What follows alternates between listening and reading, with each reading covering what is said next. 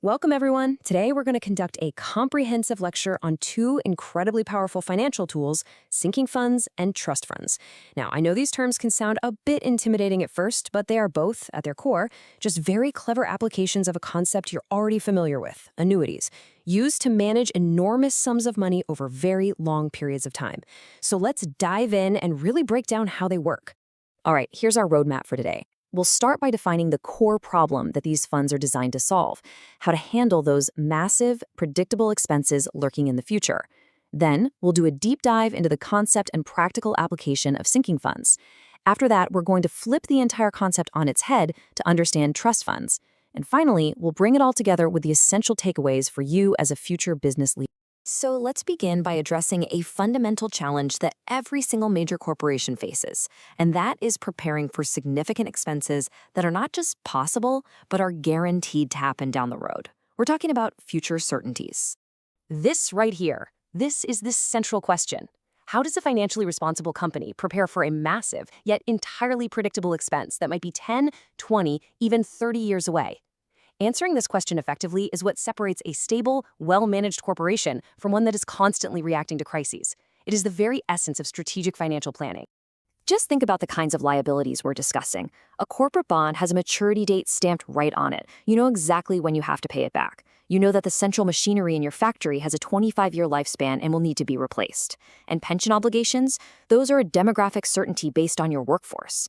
These are not surprises. If a company fails to plan for them, the consequences can be catastrophic: a sudden cash crisis, a downgraded credit rating, and a complete loss of investor confidence. Proactive management isn't just a good idea, it's everything.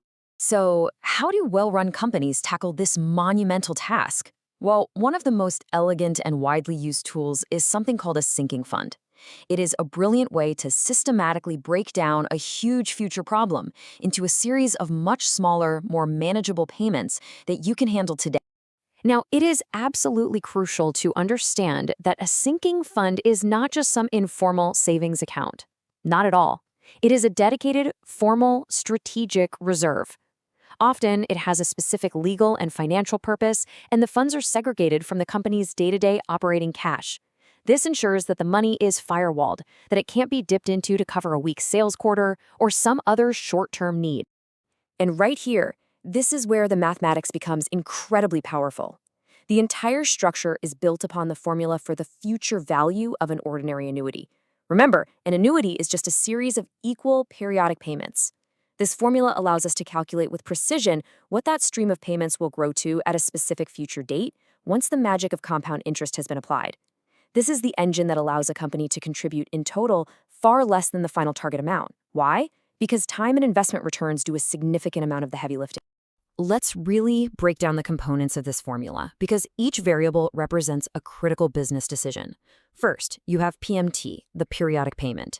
The question for management is, how much can we realistically and consistently set aside every quarter without disrupting our operations? Then there's I, the interest rate per period. This isn't a wild guess. It's a carefully considered projection based on how the fund's assets will be invested, balancing risk and return. And finally, N, the number of periods, which is determined by your time horizon.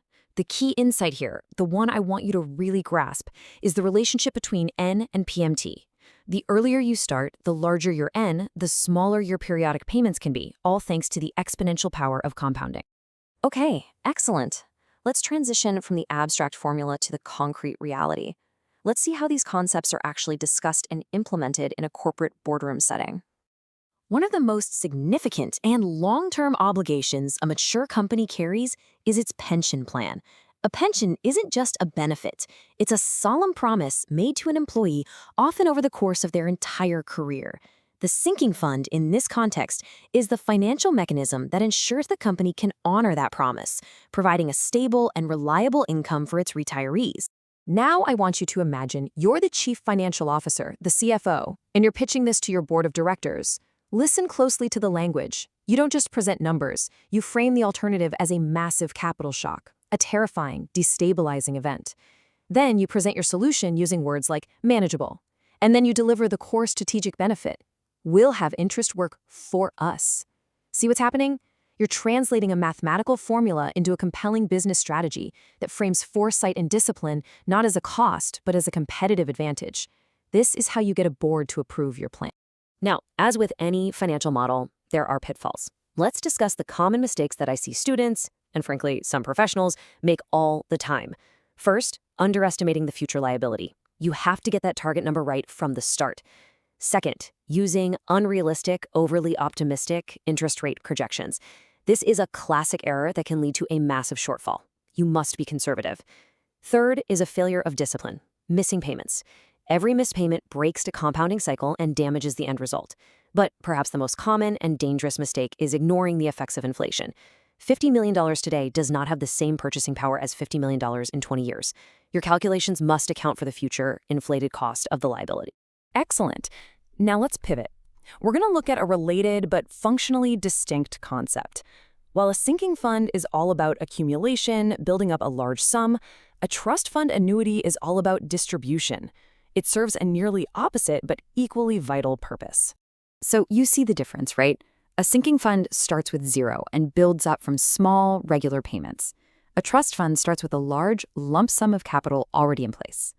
The entire goal is to manage that principal amount so that it can generate a predictable, steady stream of payments over many years, ideally without depleting the initial capital too quickly, or at all. This slide right here does a beautiful job of illustrating the perfect inverse relationship between these two tools. Look at the direction of the cash flow. A sinking fund is an inflow problem. A trust fund is an outflow problem. And this fundamental difference directly dictates the core mathematics we use. For the sinking fund, we use the future value of an annuity formula to ask, if I save X per month, what will I have in the future? For the trust fund, we use the present value of an annuity formula to ask the opposite question. In order to pay out Y per month for Z years, how much money do I need to have in the bank right now, today? So here's the process in a nutshell. A large principal sum, perhaps from an inheritance, a major legal settlement, or a philanthropic donation, is placed into a legally structured trust. That capital is then professionally managed and invested to generate returns. Those returns, the earnings from the capital, are then used to fund the regular fixed annuity payments to the beneficiaries. This provides incredibly stable, long-term support for needs like ongoing medical care, educational expenses, or charitable causes. All right, let's bring this all home. Let's conclude by explicitly connecting these mathematical concepts to your future careers. Because I want to be very clear, this is not just abstract theory for an exam. This is the practical, essential toolkit of a modern business leader. And please remember this point. The ability to plug numbers into the future value of an annuity formula is a technical skill. Anyone with a calculator can do it.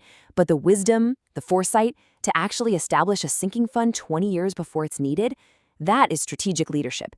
That is what separates a mere bookkeeper from a true financial strategist who is tasked with safeguarding the future of the entire enterprise. So what's the crucial point here? Take a close look at this chart. In a properly structured long-term sinking fund, it is very common for the bar representing interest earned to be as large as, or in many cases, even larger than the bar for principal contributions. Let that sink in. That is the incredible reward for foresight and financial discipline.